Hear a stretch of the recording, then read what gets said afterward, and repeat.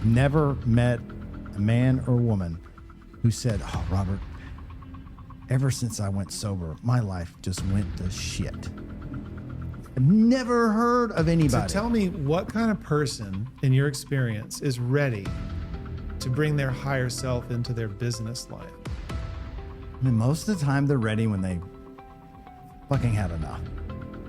You Tell know? me about that. Had Who is enough. that? What's happening with that person? Well, I mean, if you look at levels of consciousness, it's written right there. It's the shame and the guilt, and then you get into the anger, and then you get into the desire, and then you get the courage. Like facing the truth, facing that,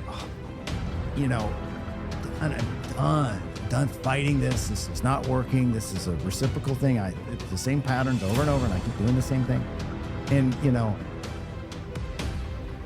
for some people, to me, the reason sobriety is important is that is the only way I could have seen the signs of God.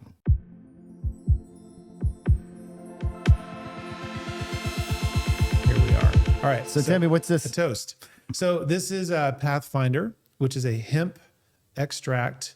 It is a fermented and distilled hemp, wormwood, angelica root, ginger, sage, saffron, orange peel, Douglas fir. And yeah. Let's do it. And it's got that nice sound to it. So a toast, just a little bit, because we're kind of running low here. I'm going to have to get a sponsorship or something because I'm running out. We can work on that. I got some ideas there. A toast to sobriety. Sobriety. And scaling Absolutely. sober. Scaling sober, yes. So I want to hear from you. Isn't that good? It's good. It's real good. Yeah. And there's enough for another little toast. I want to, okay, so what I'd like to do is listen and absorb and understand your perspective and where you're coming from with scaling sober, what it is, and how it came to be. Yeah. It came to be when I was drinking too much, and my wife wanted to do a 30-day dry month, and I made it through the whole month. Super stoked to have a glass of wine with my steak. I was imagining having it, and on the Friday, I was going to be done. 30 days was going to be on Saturday. On Friday, a friend of mine was leaving Losers after being there all day drinking, and told everybody that she was getting in the lift. And she took her daddy's truck, and on 65, she was not wearing a seatbelt, and they had to identify her body with her dental records. And she left a 13-year-old boy. And I don't know why that was a sign for me that I only could take as a sign. I could only see that, like, divine intervention, timing, and everything. Like, okay, there's something here. And, through a series of other things, I was scaling my business while I was sober and really aware and present. And because of that presence, ultimately, I discovered breath work. And through that process of breath work, my breath work facilitator asked me the most important question that I've ever been asked. And that was, what do I do? And I said it in a very dismissingly way. I sell cell phones. And she repeated to me how much value I was giving people by giving them a cell phone and all the beautiful things that a customer received after this gift. And she helped me connect that I help people connect. And that became my why. And so fast forward, sold the business, and, back to today's time when I was kind of lost after selling my business, I fell in the same trap I had done before. I picked up weed. And at first it feels like a great solution, right? It's feels great to get high, right? And I did that for a period of time until it didn't work anymore. And another long story I won't go into now, same thing happened to me where I had this divine intervention, this wild, mysterious thing happened. And I chose sobriety again, and the breath work was there again. And so now I've been committed to, I have a daily breath work meditation practice that I've been really consistent on. It's the moment in time that I can be in a low state and get into a perfect state of both creation and ready to start my day. And so Scaling Sober came to me. I'm an EOS implementer. I help organizations put the structure into place to help grow their business with a thing called EOS, the Entrepreneurial Operating System. But there's a piece missing because, what the system does is it allows you to be free from your business. But if you're free from your business and you're addicted to something, because that's the habit and addiction that you've created out of your life, and you don't have a deeper purpose or deeper meaning, you're still going to have these addictions. You're not going to know where to put the energy. And when you get sober, you're going to navigate the wild world of boredom. Well, what if you poured their excess energy into making your business freaking badass and then leveling up the type of people that you become around? Because you are going to navigate a bit of a loss when you're newly sober, and you'll lose a lot of your drinking buddies. And then you're like, well, what's there to do? Like in Nashville, like literally try to find a place to go hang out that doesn't involve alcohol. It doesn't exist really. And I'll tell you, most of my friends are sober. They just are. I've attracted that. And I like hanging out with them. When I hang out with people that are drinking, I just feel not alignment with them anymore. And those people are great people.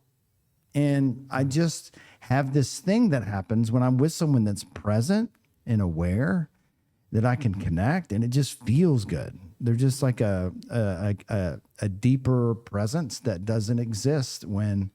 Now, if we were both drinking, I think there's this vibe that works. Yeah, people crash together a little bit. The inhibitions go away. You said something that caught my attention that I want to jump into. You mentioned like boredom appears, which I think that's interesting because when I stopped drinking in 2013, I got way more interested in what was happening around me. Yeah, because it was boring to do the same thing every night with the same predictable result, knowing past a certain point that I was only hurting myself. But, this compulsive, repetitive, how boring is that? Compared to the whole world that opens up to you when you're present, when you're in the moment. I was driving on Charlotte a year after being sober, and it was like I was wearing a whole new set of eyes. Because I started to see things on the road that I had never seen before, but that had been there forever. I just wasn't aware. Mm-hmm. And it muted all of my senses. And I tell everyone, navigating sobriety is like when the war is over, there's still the fog, and it's still hazy. Even though you're sober for a long time, there's still a haze. Mm-hmm. And it takes a while for that haze just to go away so you can start to see. And that's where I think why it's important for me, for entrepreneurs, because we have a mission. Like driven people are put on this planet to multiply energy and do stuff. And what you could make more babies, make more businesses, build houses, build roads. I mean, we are the creators, right? And when you are distracted from doing what you're supposed to do, like it's just, anyway, you asked a simple question. I'd have made this long runaround answer. The fact is, like, I want to see people living at their highest potential because it gets me high. Like I get high on other people getting high on their own life. It exhilarates me beyond that I can ever imagine. Like even talking about it, I get emotional because it feeds me. Mm-hmm. And to realize that I have my own internal pharmacy that I have access to, that I can I can get high on my own supply without any negative side effects. Dude, like, why wouldn't you want to go and be a drug dealer given everyone else a taste of their own fucking medicine that's all inside of us? Why wouldn't you want to do that? Like, I want to be a number one drug dealer of what's already in you. Yeah. Like, how could I sell you to you? How can I get you to get high on your own supply? Well, I think a lot of people are blocked, right? And they're multiplying trash. So, I used to do that, and sometimes I still do. I think we all do. We multiply the wrong things. You can scale the wrong thing. Sometimes it's time for a business to scale. Sometimes scaling will literally kill you because you're scaling the wrong thing. That's the Grant Cardone level of scale. Hustle. Yeah. Outwork your competitors. And I tell everyone that Grant Cardone's 10X rules works. Also work to damage your relationships, also work to get you fat, also work to run off a lot of good people and your desire just to step on every single thing that you can. And there's another energy. You don't have to do it that way, and it could be easier. And that's why I love this book so much. Yeah, that's a great book. Well, let's talk about nervous system regulation for a minute, because one of the reasons why people move into compulsive behaviors to get cheap dopamine that backfires is because they're trying to regulate a dysregulated nervous system. Something happened, that something went wrong, something hurt, something broke, and they're trying to fix it. They got a God-shaped hole and they're trying to pour stuff into it to fill it back up, and it never fills back up. And when I, in my own life, learned how to regulate my nervous system through exercise, meditation, through diet, through lifestyle, through various practices, and through moving away from those compulsive behaviors, the multiplication actually started happening because I was multiplying something from a good foundation.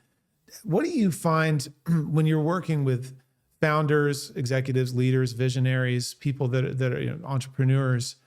How do you see them? Maybe there's some stories you have shifting into a place of solid foundation nervous system regulation. Because I look around this place and I'm like, there is infrastructure here that's built for my nervous system to regulate in the middle of my workday. I'm so grateful for that. Yeah. I do that. I've always sought that out. Yeah. How do you have that conversation with people that may be coming into this like fresh off the boat, so to speak, of like, this is kind of new. Maybe stuff still really hurts. Yeah. Well, why doesn't anyone tell you how to breathe? No one has ever, like in high school, college, no one ever sat me down and said, when you're breathing a lot, you're actually shortening your lifespan. Like, if you can realize how fast you're breathing, you can realize you can slow your breath down and calm down, and you're going to think more clearly. Like, who even has those conversations? Like, it just doesn't. It's not even, I don't know why though, because it's the most important thing to do is know how to regulate yourself. We have the capability to be aware of how our nervous system feels, because you feel when you're revved up.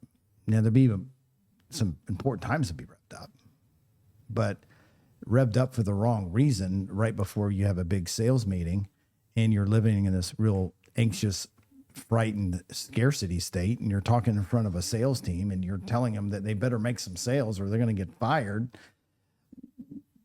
Okay, you're going to rev up their nervous system and freak them out. And what good is that in front of a prospect? They're going to feel it. Yeah, they're going to take that negative energy and scare the shit out of anybody they're coming across. And that is not a way to lead. Now, I'm the first one to raise my hand and said, I've done that shit. I've done it. And it's hard to be aware when you're in that state. And that's why I talk to leadership teams about helping each other see each other's state. So if you and I are on a team and you know me well enough to know my nervous state, you can say, Robert, dude, breathe with me. Can you take a deep...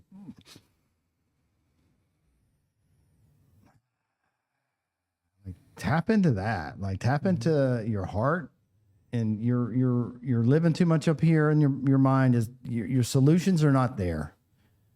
The access to the information is there, but if you're not getting the information from your heart space and allowing that to go get the data, but through the heart first, you have that filter. But like, we don't try to have a lot of relationship with our organs, but if you really stop to have a relationship with your organs and treat them like you would treat your kid or your dog, like you love them and you love this organ, because what do they say? Like, have you heard these stories of someone get a heart transplant and they have memories of other people when they have a heart transplant? These stories are wild.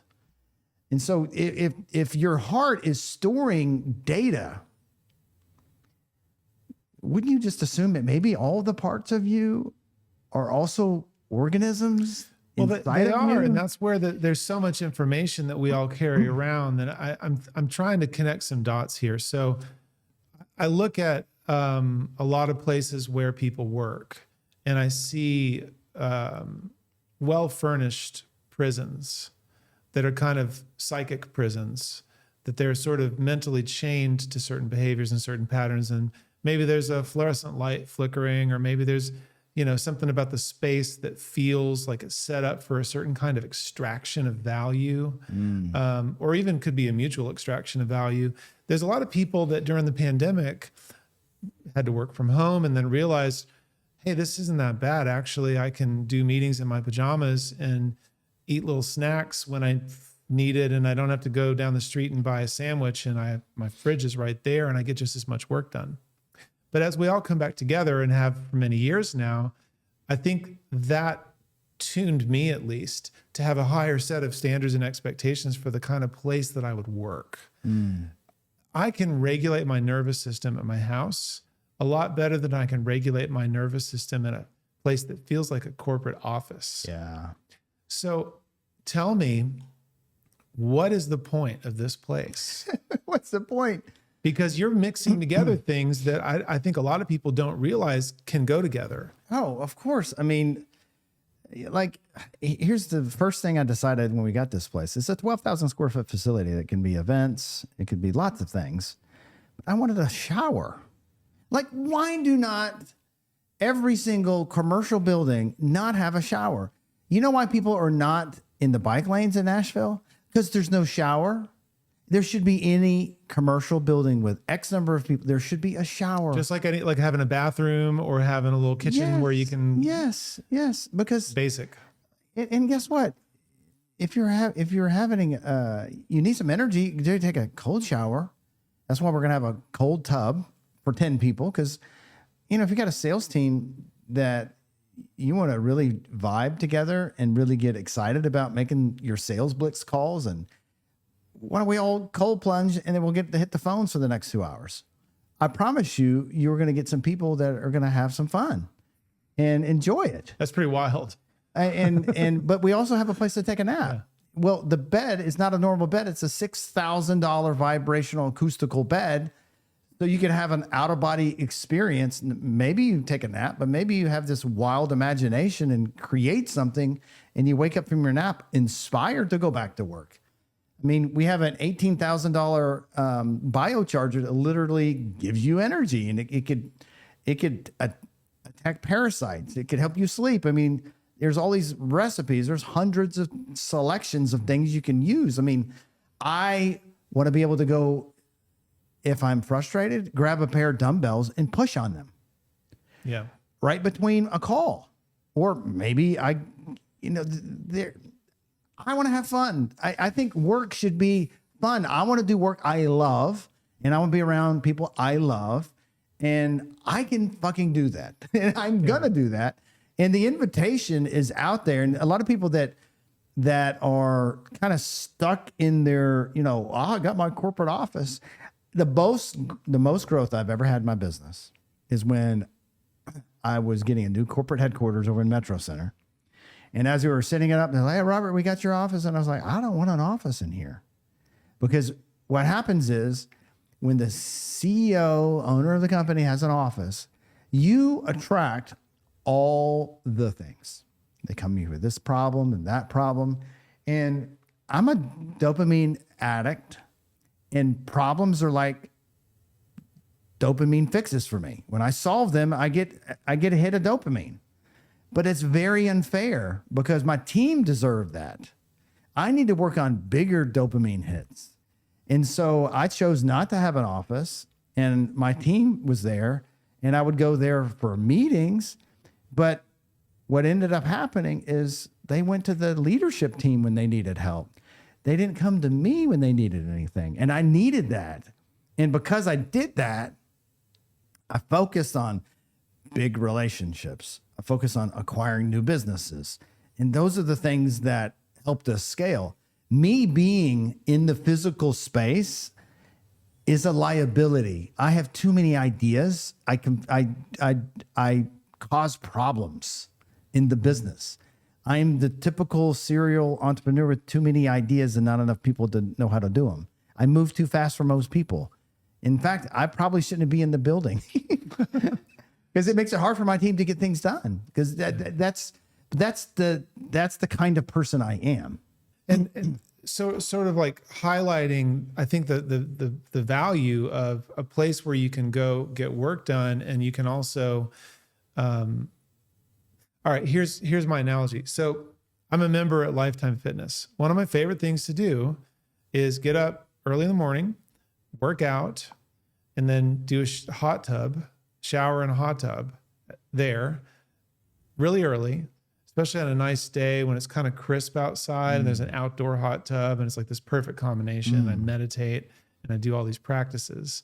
And then after I'm done, there's all these like comfy seats. I can sit and just work on stuff that doesn't involve the phone ringing. And the kind of work I do with marketing and branding and strategy and consulting, there's often a lot of reading and writing, and there's a lot of emails, and there's a lot of research, and there's all kinds of things that I'm just doing on my computer, kind of getting in the flow. But if I can prime myself with a good workout and a good meditation and the hot tub and then a shower, and then sit down and just kind of go from one flow to the next.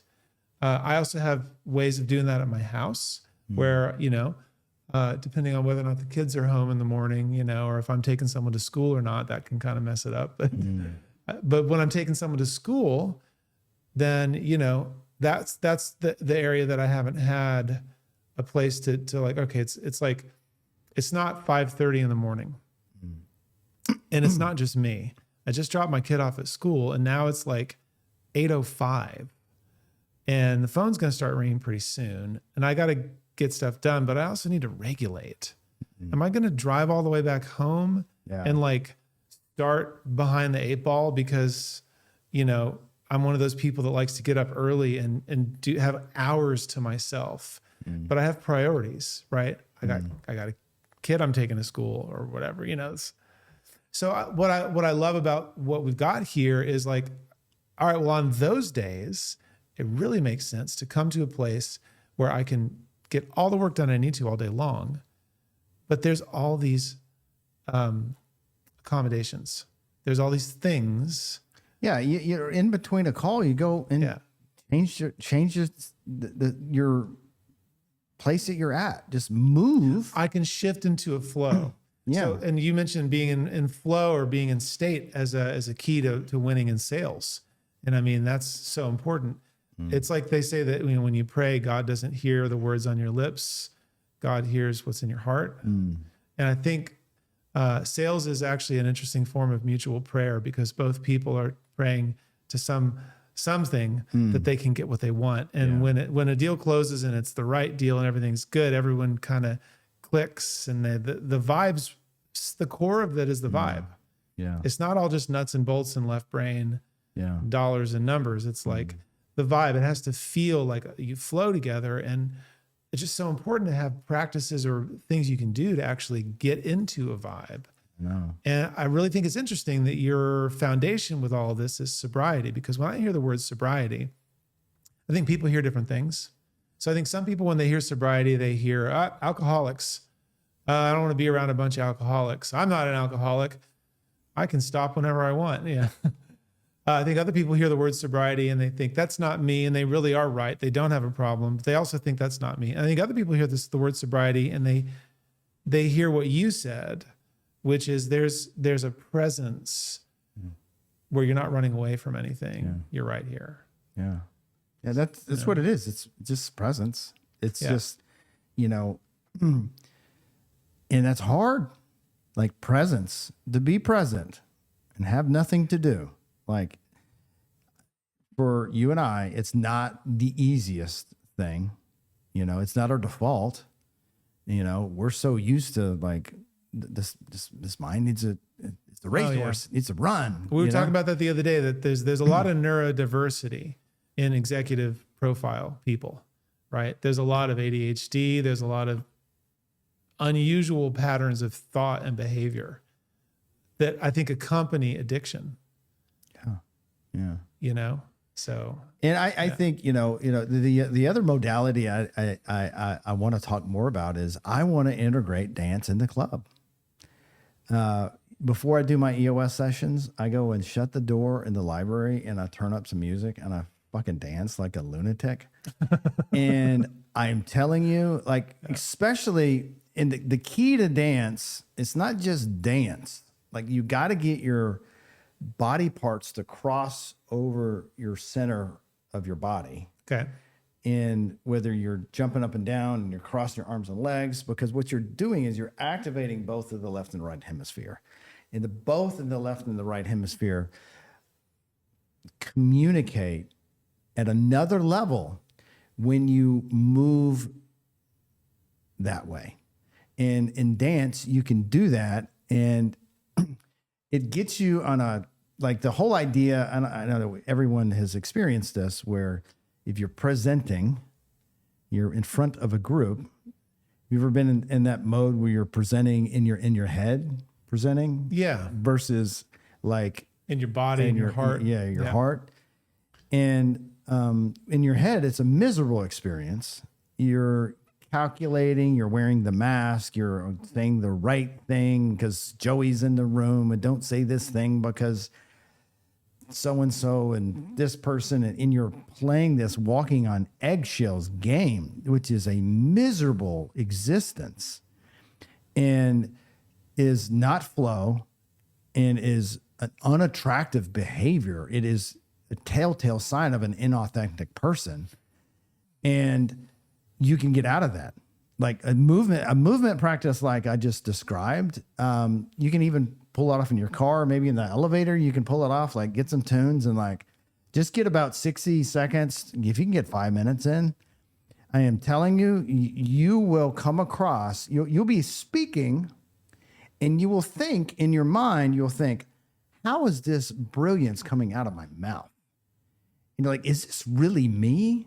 Like it is your higher state. Your higher self is the one who is you give controls to. But if you don't activate in the left and right, the default control is always left, the logic. Okay, so tell me, what kind of person in your experience is ready to bring their higher self into their business life? I mean, most of the time they're ready when they fucking had enough. Tell me about that. Had enough. What's happening with that person? Well, I mean, if you look at levels of consciousness, it's written right there. It's the shame and the guilt, and then you get into the anger, and then you get into desire, and then you get to courage, like facing the truth, facing that. I'm done fighting this. This is not working. This is a reciprocal thing. It's the same patterns over and over, and I keep doing the same thing, and for some people, to me, the reason sobriety is important is that is the only way I could have seen the signs of God. Because he's always here. But if you're always unaware, you don't get to see the opportunities. You don't get to see that this person that just came in your life showed you this book. Because when someone shows me things, I'm like, oh, okay, I gotta do this. Because when I always go in the two, if two people tell me the same book within a X number of period of time, it's like, okay. But there's these messages that we're given, and God has no other way to communicate this. He doesn't speak in our brain. I've never had like this you must, it's never worked that way. It's always been it's always been these subtle things that you cannot explain. You cannot explain these things. You cannot explain the things that have happened as a result of me putting this thing together. From the moment I was breathing in a breath work when I was going through breathwork facilitation training, and I imagined this place. And the fact that I imagined all the things that are going to be in this space, and I never put those things in the space. The space was there for me. It was made for me. And these guys were putting it together. I was like, guys, I'd love to build community here. Can I help? No, we got this. And then 12 months later, they're like, okay, it's not working. And this is a act of faith. Like the financial model of this, any logical entrepreneur would say, fuck you, this is stupid. I have faith. Because when I activate a man or a woman navigating sobriety, they inspire so many other people through sobriety that their life gets better. I've never met a man or woman who said, oh, Robert, ever since I went sober, my life just went to shit. I've never heard of anybody.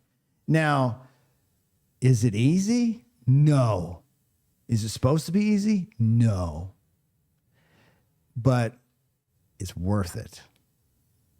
And if you could do it for anyone, the reason I'm sober is because of my kids. That was it. I had another reason. It wasn't for me. When I heard my friend had to be identified by her dental records, I did not want to leave my sons without a father. That's it. I did it for my kids. And if you could find a deeper reason to be sober, then you have a reason.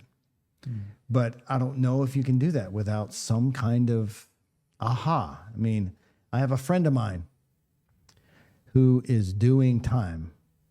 Sunday night, I had dinner at a steak restaurant with him, and he is in prison starting Monday for something he did while he was drinking. And it's been a problem, and it's ruined relationships, and maybe this is enough. Maybe actually not being able to have access to alcohol for a long period of time is going to be the thing. And I asked him, I said, please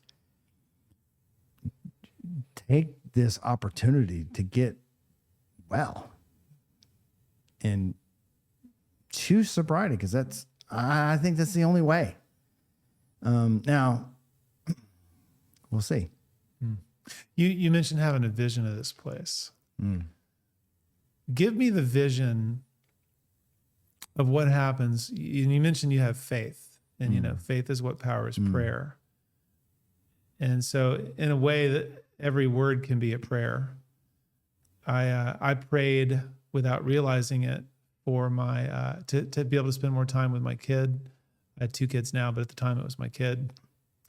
And that prayer manifested a reality where there was a sudden change in his school, and my wife had the straight job and I had the music teacher job at the time, and she couldn't get across town to pick him up. And I had to basically change my schedule overnight so that I could pick him up from school every single day, because it was like dismissal was at like some crazy time, like, 2:30 or something. And she's like, I work till 5. Like, I can't pick him up. We couldn't afford a babysitter.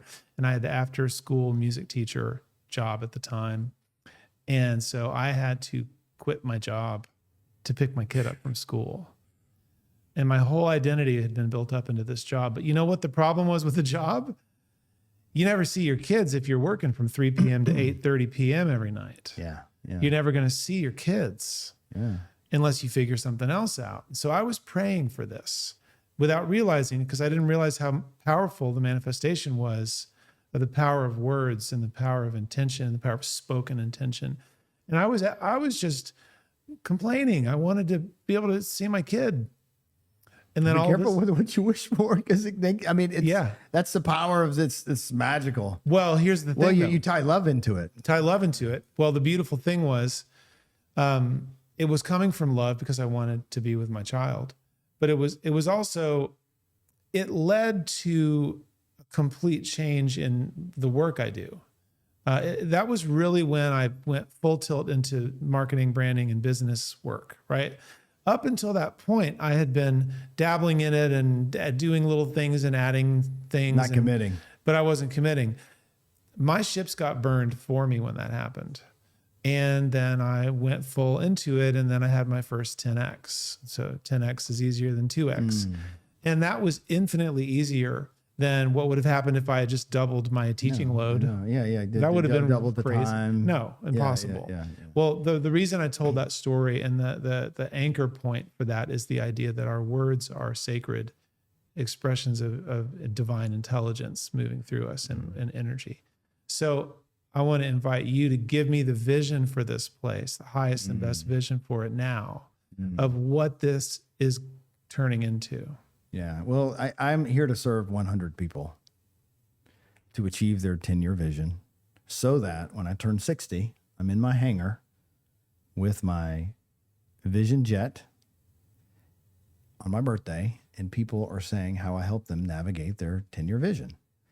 And that is something I'm aligned to because I've had this vision.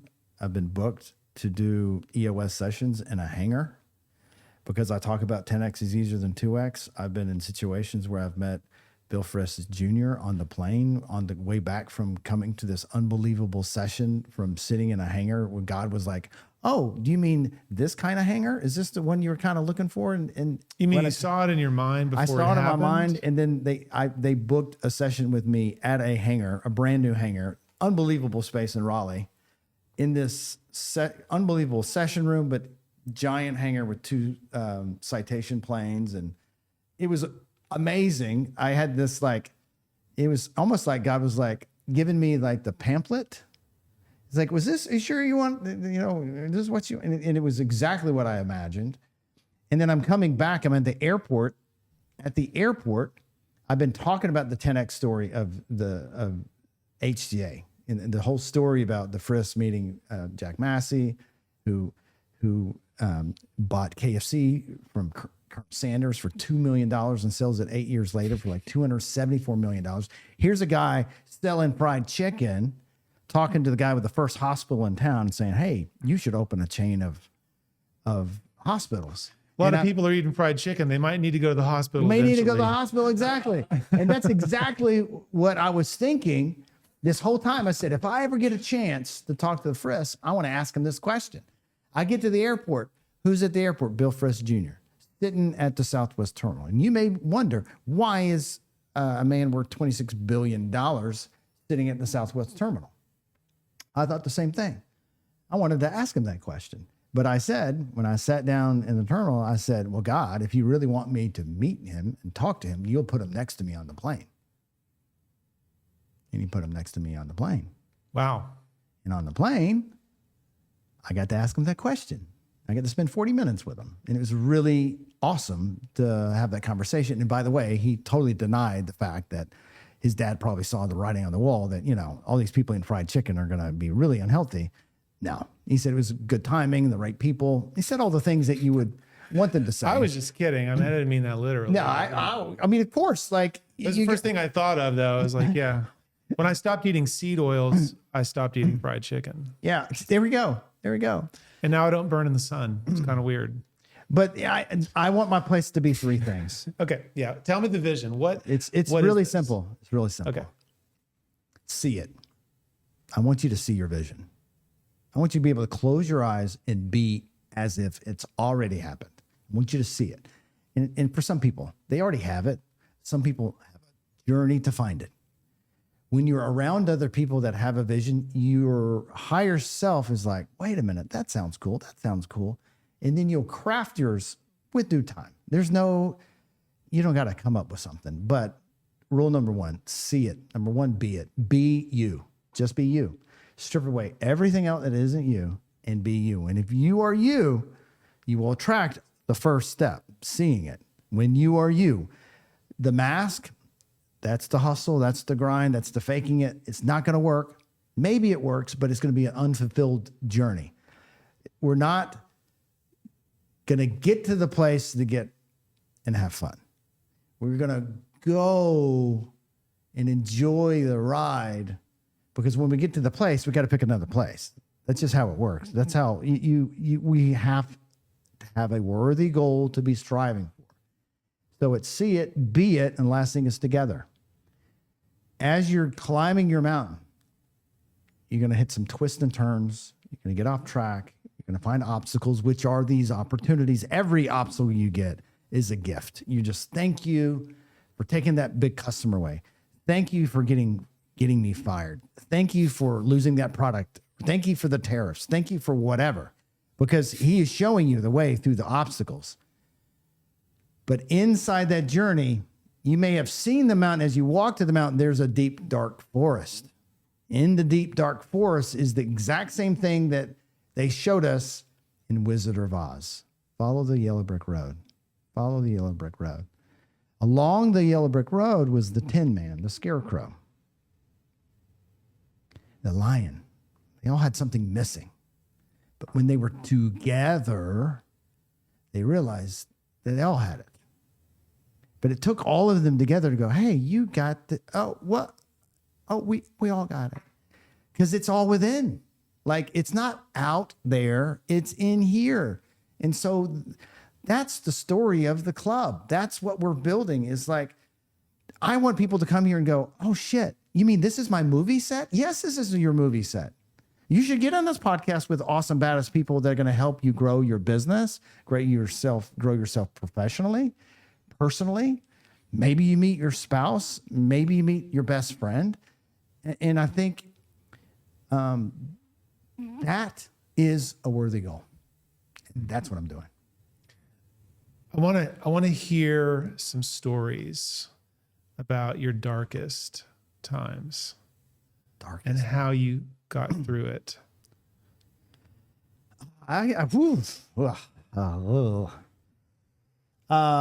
Darkest time, year after I sold the business.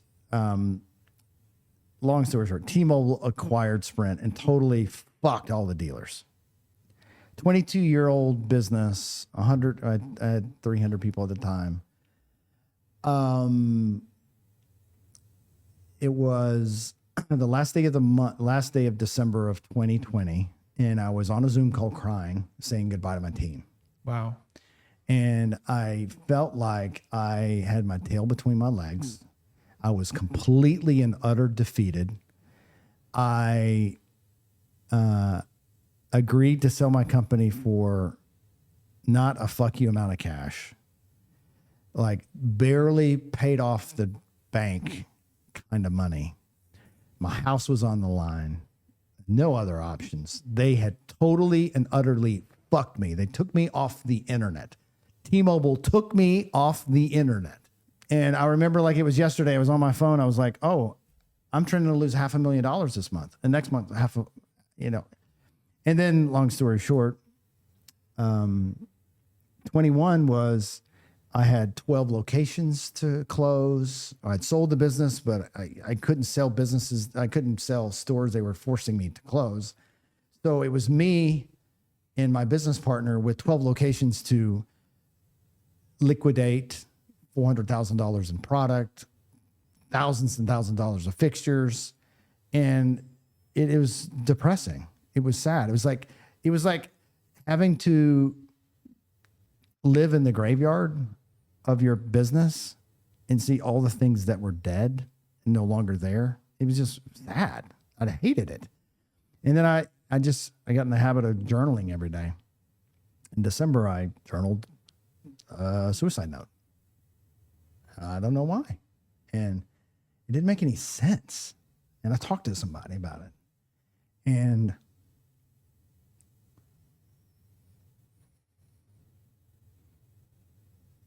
very thankful I've had someone to talk to. And the thing is, I love my life. But there was a part of me that needed this. I needed to go that far. I needed this, like this. Okay, I cannot keep, and I was smoking weed to cope. And it wasn't working. It wasn't working. I'll tell you, I'll tell you the crazy story.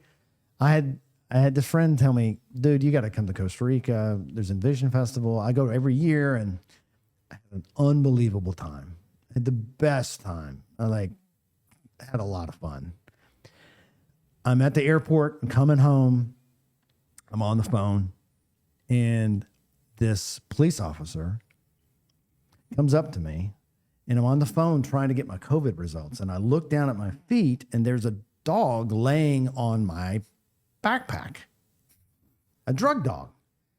And I'm like, well, fuck. Oh man. And I had these pens. I had these little weed pens. And he got, I looked down, I looked at him, and then I did that like irritated look that I guess you're supposed to do when you're a criminal, like, oh, I didn't do nothing, And I look down again, and he's gone. The dog's gone. I'm like, whew, close one, right? Yeah. And I look over my shoulder, and he's pointing at me now with another officer. And then he walks right to my face, and he says, sir, did you smoke marijuana while you were in Costa Rica? And I said, no, because I'm a liar. And he says, can I look through your bags? And I say, yes. And he's looking through, and I still have this look like, in my mind, I'm like, what are my kids going to say? What does it look like? I know they're going to hustle me. They're going to, what does it look like? Who am I? I this reckoning, how irresponsible that I would take this on a plane. And anyway, they go with my zippers on my shaving kit and don't zip the one zipper it is in. And they look in the other bag, which I had more. And they looked in that bag and find nothing. And I'm go through security. I'm like, God, what was that? It's like, what was that? Was that a sign? Was that like a warning shot across the bow? Yeah. What was that? And so fast forward 3 months later, I'm in Costa Rica with my family. And we're going to Peru. And I grab my shaving kit from the front the counter in my bathroom, and I go to put it in my backpack, and I grab it and I spin, and that motherfucking pen jumped out on the ground, and it was like, and it was like, okay, now what? Now what? And that was the moment I decided. I was like, there's the second sign. Like, I can't ignore this, and I decided that moment that I was going to go on that trip with no weed pen. And I did. And as soon as I got there, I downloaded a breathwork track and started breathing every night. And that became my tool. And that's why I'm certified. I want to help people realize that you can breathe in 5 minutes and get a vibe just like you were drinking or getting high. And you can do that with your own breath. Well, also, I'm looking at the pain that you just shared, and thank you for sharing that. The pain that you just shared, and how there's different ways of either running away from it, or dealing with it, or confronting it, or tucking it in, tucking it under something, or just choosing to breathe through it. How did you get through that pain? I mean, that's a massive amount of pain that you're talking about here. Then it's. I went to, it took me discovering this deeper meaning and purpose, this vision. And that took, it took another couple of years. I mean, it's not like don't think that you're going to get sober and within a year, like your whole life is transformed. Yeah. It doesn't work that way. This is a journey. This is like, there's levels of sobriety. And it gets better every time. But if you're looking for like a fast win, like if you expect that, and you may get lucky, I know it saved my marriage. So that was an instantaneous win, losing half your shit ain't fun, and that's a risk that you take when you are terrible to people you love in a state that you love to be in. Drinking, it hurts your other relationships. And so anyway. Well, so all that to me just informs the work you're doing with entrepreneurs now, right? With visionary entrepreneurs who are trying to navigate difficult roads ahead and keep themselves regulated and manage the stuff that they have to manage without falling into darkness. Yeah. How do you transfer the stuff that you just talked about into the way you guide the people that you're mentoring? Yeah. First off, I have this thing called the 8 decisions I created a few years ago. I didn't create it. It was given to me and I use it. And this first decision is I am energy. And if you can really seep into that knowledge and knowing that if you are energy, what kind of energy am I? If you are energy, what kind of energy am I? Like, are you in a positive, uplifting state of energy? Or are you a bottom of the barrel, hardly breathing kind of energy, worried and fearful? So if you can realize that you can change your state, and maybe you need to feel something, maybe you need to actually sit with the feelings, which is a practice. But for an entrepreneur that has a leadership meeting at 10 o'clock in the morning and it's 9:50, and you're going to address your whole leadership team, and all your energy is going to be multiplied by the number of people in that room, you better regulate how you come across to that team. And if you take a moment and do some simple practices, you can come in there guns blazing, going to have a great time. They're going to leave there fire and energy. Or your energy is going to cost you a lot of money. There is an unbelievable ROI in your state. And if I was an accountant or a CFO at a company, I would get taught in energy, and all I would do is teach energy, because the financial performance of that company relies on the leadership's energy and state. That's it. If you want to make more money with the leadership team first, make sure their energy is right. Their messaging, are they doing the messaging when they're in the right state? The vast majority of those poor emails that happen that come out with all caps and frustration and anger, is an unregulated nervous system. So how much time does HR need to spend in repairing a poor energy state?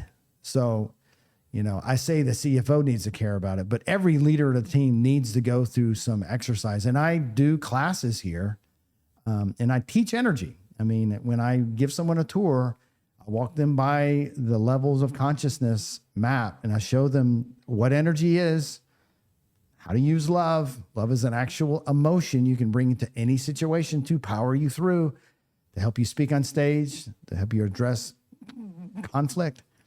And it's a thing you can learn. And I was taught this by a breathwork facilitator. He taught me love.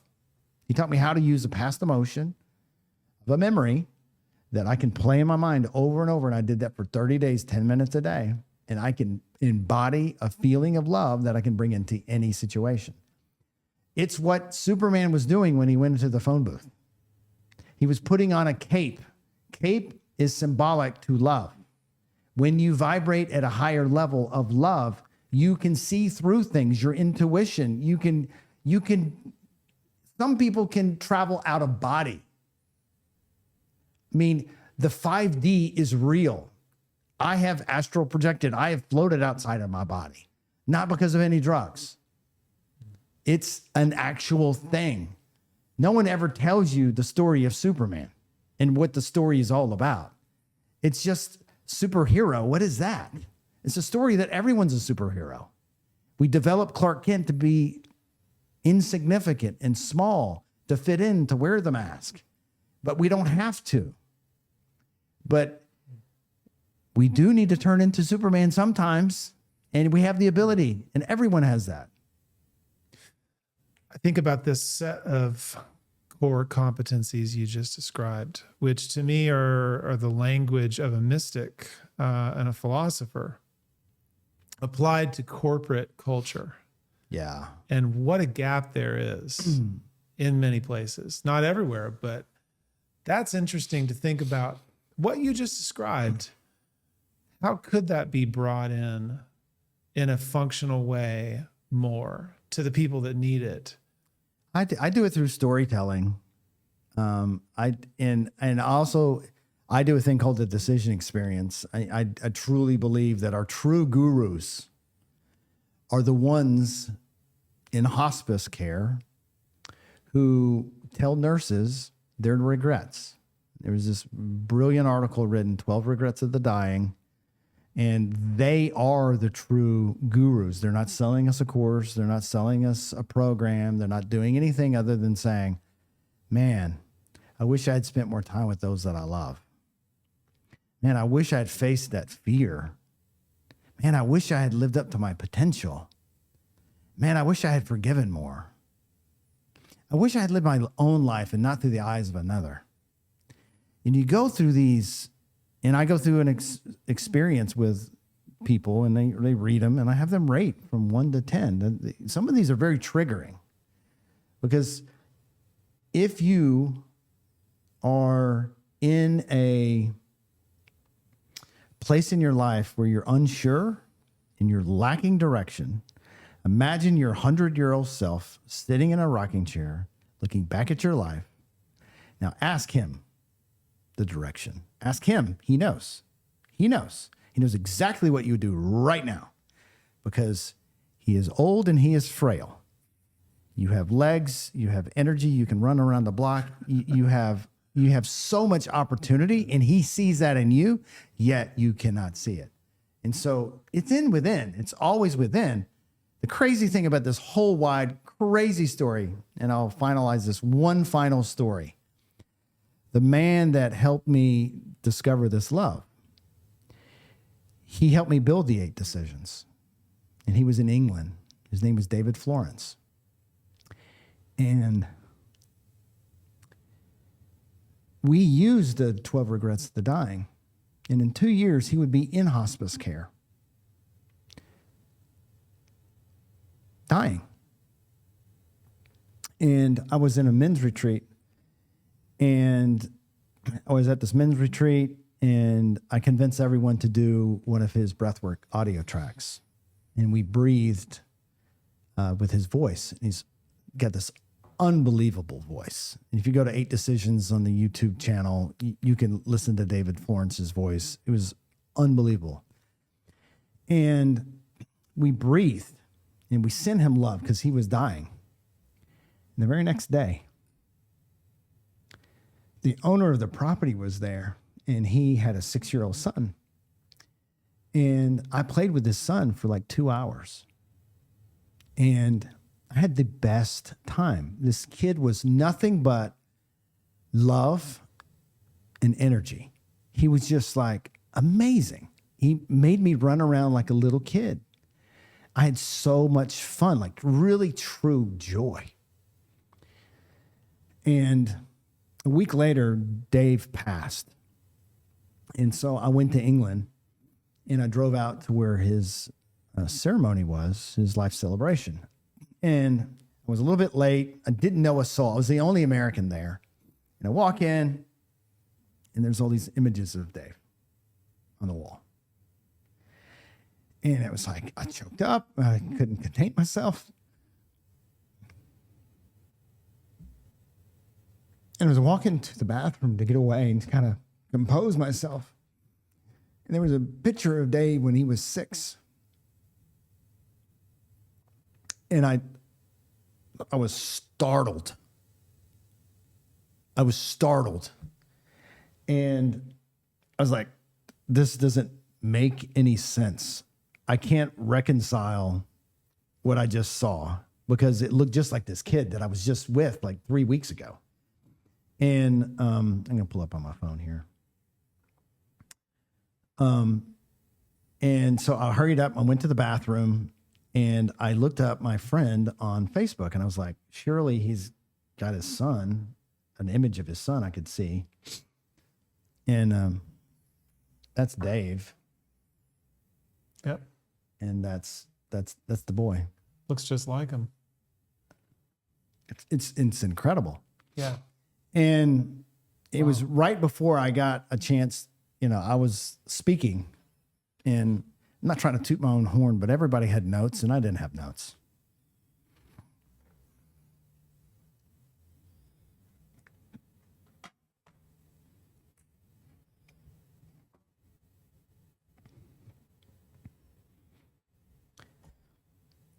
I used to describe Dave as he was like James Bond because he was ripped. He was super healthy. And when he got cancer, he saw what governments did because of COVID, created distrust. And so when he got diagnosed for cancer, he was like, I'm going to go the natural way. I don't need the things that save people. He had a very curable disease.